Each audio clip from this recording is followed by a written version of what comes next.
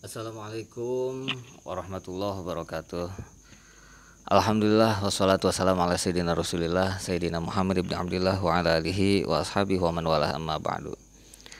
Para sahabat Alislah Studio sekalian yang saya hormati dan saya cintai, kali ini kita akan membahas kitab Qurratul Uyun ya. Sebagaimana salah satu sahabat Alislah Studio ada yang meminta untuk dibahaskan kitab Qurratul Uyun. Katanya kebetulan dia mau menikah nanti ya. Itu saudara Tri Prasetyo yang tinggal di Lampung. Mudah-mudahan nanti pernikahannya Allah berikan kelancaran dan juga dimudahkan segala urusannya, dan dijadikan pernikahannya pernikahan yang senantiasa dalam rahmat dan keberkahan dari Allah Subhanahu wa taala. Oke, para sahabat Alislah Studio sekalian, sebelum kita mengkaji atau membahas tentang kitab Qurratul Uyun ini, saya ingatkan dulu bahwasanya kajian ini ya, atau bahasan ini itu bukan bahasan tentang mesum ya.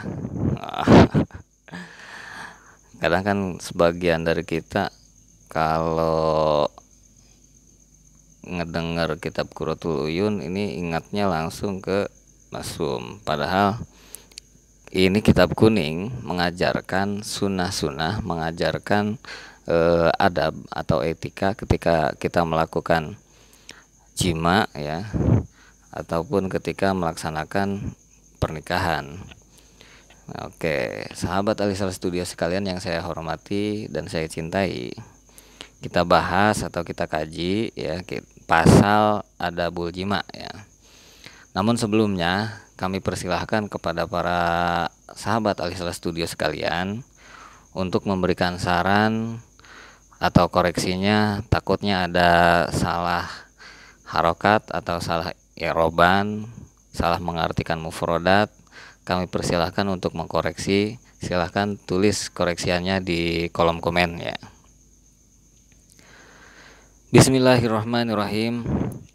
Paslun fi ba'di adabil jima'i wa afdoli kaifiyatihi wa ma yata'allaqu bidzalika.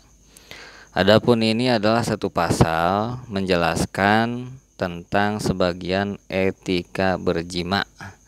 Nah, jima ya. Jadi jima, yang namanya jima itu adalah hubungan intim yang dilakukan oleh pasangan suami istri yang sah. Begitu, itu baru namanya jima. Pasangan suami istri yang sah melakukan hubungan intim namanya jima. Kalau misalkan hubungan intim yang dilakukan oleh pasangan yang belum menikah ya, oleh pasangan yang bukan suami istri, itu sebutannya bukan jima tapi zina. Dan yang namanya zina itu diharamkan oleh Allah Subhanahu wa taala ya. Wa harrama sifah wa au'adal adzabal alim alaih. Allah Subhanahu wa taala mengharamkan perzinahan, dan Allah Subhanahu wa taala mengancam bagi orang-orang yang melakukan perzinahan dengan ancaman azab yang begitu pedih. Nah, itu jima ya. Jadi jima itu hubungan intim yang dilakukan oleh pasangan suami dan istri yang sah, begitu ya. Itu namanya jima. Banyak ya istilah-istilah kalau dalam bahasa lain itu ya, jima. Wa afdoli kaifiyatihi, dan pasal ini menjelaskan tentang tata cara yang paling utama, begitu. Wa ma yata'allaqu bidzalika, dan sesuatu yang berkaitan dengan itu semua. Nah, oke sahabat Alisal Studio, kita memasuki bait yang pertama. Bismillahirrahmanirrahim. Wahdhar minal jima'i fit thiyabi fahuwa minal jahli bilartiyabi. Wahdhar minal jima'i fi thiyabi, tinggalkanlah olehmu dari melakukan jima ya, jima atau kalau kata orang Sunda mah ngeprek ya. Ngeprek atau apalagi ngendong. Oh, pokoknya itu ya, pokoknya itulah istilah-istilah bahasa kalian apa ya, terserah, yang penting intinya itu hubungan intim antara suami dan istri, itu namanya jima. Tinggalkanlah olehmu dari melakukan jima fisiabi, dalam kondisi menggunakan pakaian. Fahuwa minal jahli bil artiabi. Nah, perbuatan seperti itu ya, kita melakukan jima dalam kondisi menggunakan pakaian, itu merupakan kebodohan tanpa diragukan. Nah, musannif atau penulis kitab Qurratul U'yun ini menjelaskan ya, salah satu adabul jima, salah satu etika kita melakukan senggama dengan istri, itu kita harus menanggalkan pakaian kita.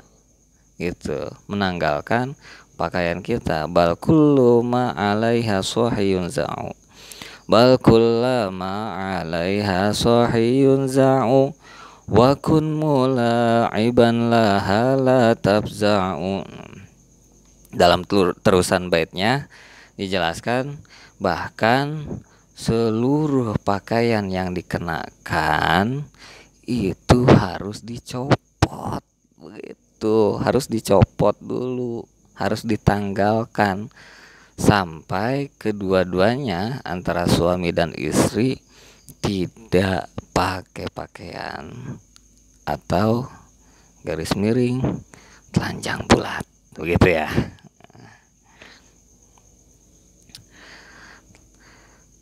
Nah, kita stop dulu sampai pertengahan bait yang ini ya.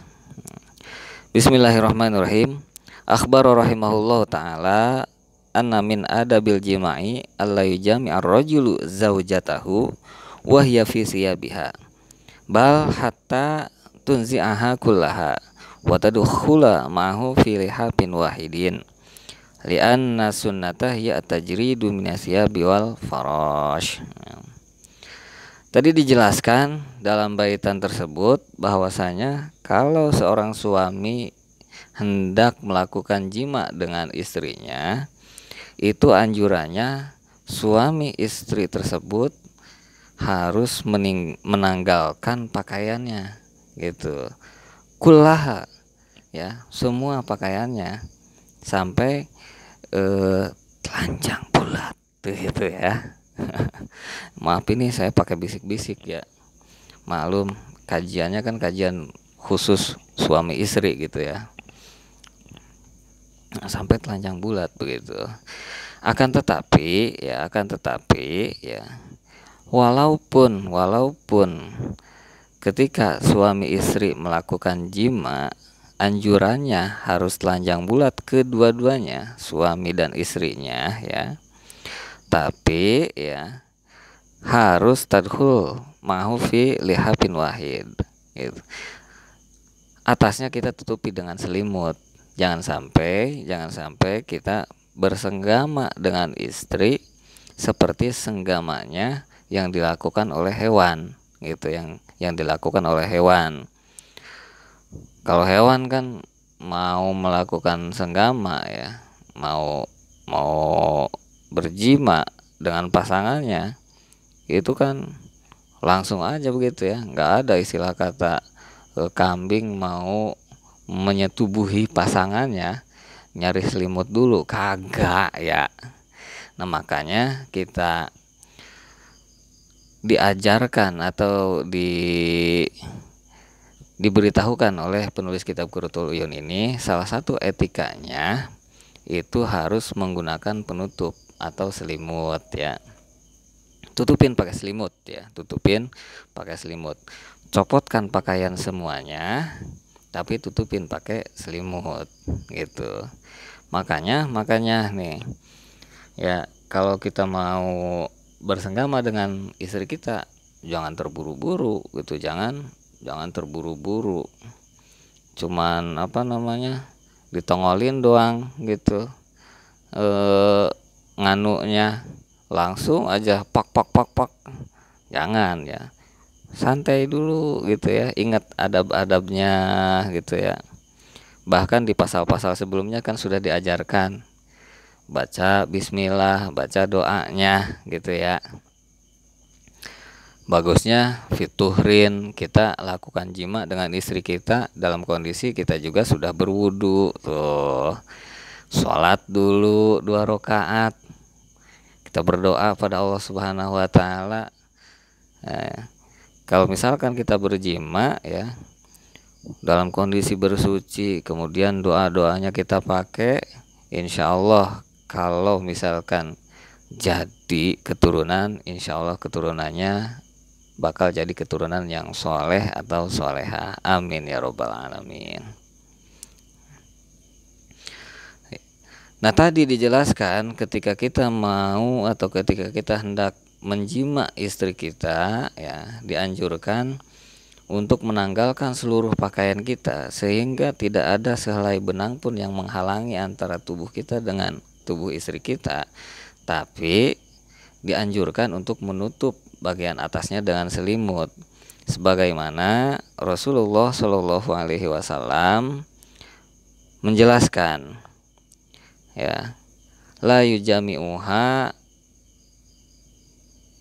kal himar ya, janganlah seorang suami menjima istrinya seperti keledai menjima pasangannya gitu.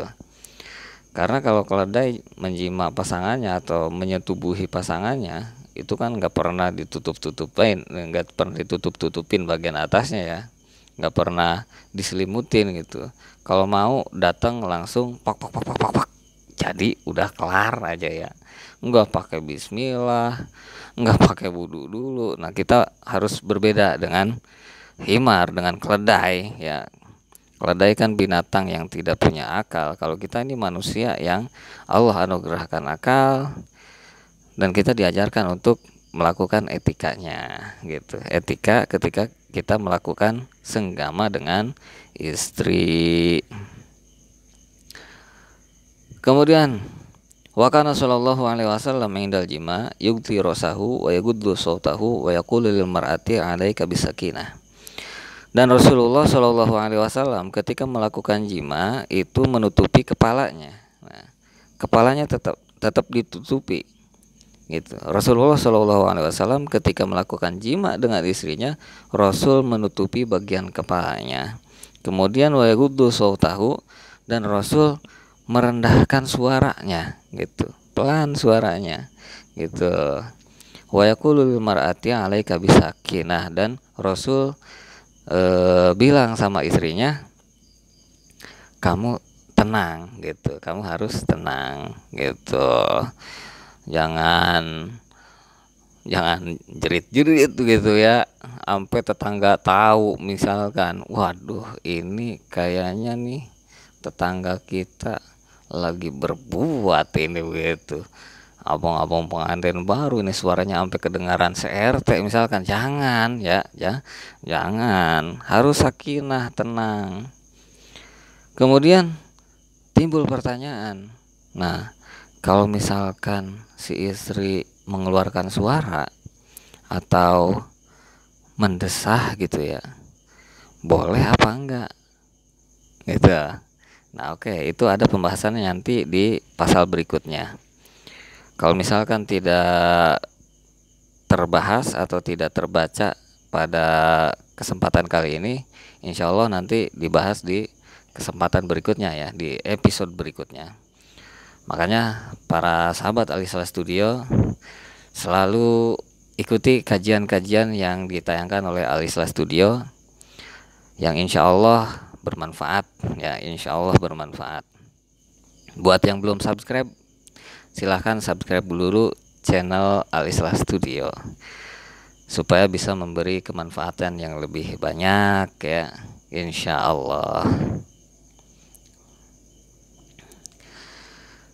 Kita lanjutkan kepada terusan baitnya. Wakun mulaiban la tabza'u. Dan hendaknya seorang suami ketika hendak melakukan jima dengan istrinya itu mulaiban, bersenda gurau. Kalau kata orang Sunda mah otel katanya. Otel dulu, otel. Jangan datang gabruk-gabruk udah aja. Harus mulai ban la tabza'u. Lakukan pemanasan sehingga sang istri tidak merasa kaget dengan perbuatan suaminya itu, gitu. Nah, wa yula'ibuha bima huwa mubah.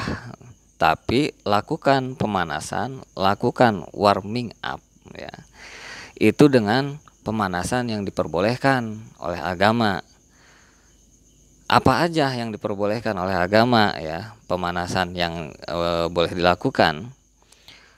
Pertama, mislul mulamasah, seperti membelai-belai. Nah, ini seorang istri itu senang, dia merasa senang ketika rambutnya dibelai-belai gitu sama suami ya. Diusap-usap rambutnya. Wal mu'anaqoh, kemudian dipeluk gitu. Istrinya dipeluk dulu sambil diusap-usap kepalanya, dibelai-belai gitu rambutnya. Kemudian wal kublatu, dicium tuh, dicium. Ada doa-doanya ya, ada doa-doanya ketika pertama nih, dicium ubun-ubunnya. Dicium ubun-ubunnya sambil baca doa. Allahumma inni as'aluka min khairi ma jabaltaha wa a'udzubika min syarri ma jabaltaha.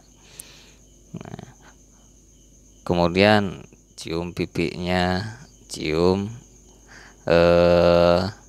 kupingnya, cium bibirnya. Itu semuanya ada doanya ya. Itu semuanya ada doanya. Doanya apa aja? Nanti ada di bab di depan khusus membahas tentang doa-doanya gitu ya. Doa-doanya.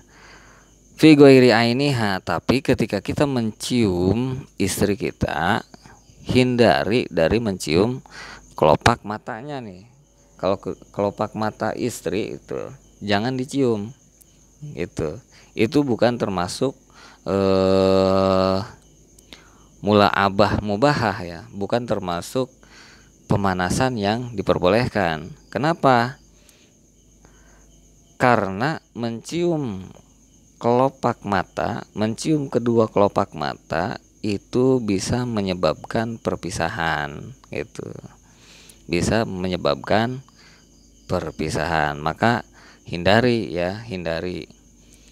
Jangan sampai kita ketika hendak melakukan jima dengan istri kita justru melakukan hal-hal yang bisa menyebabkan kita pisah sama istri kita. Salah satunya mencium kedua kelopak mata.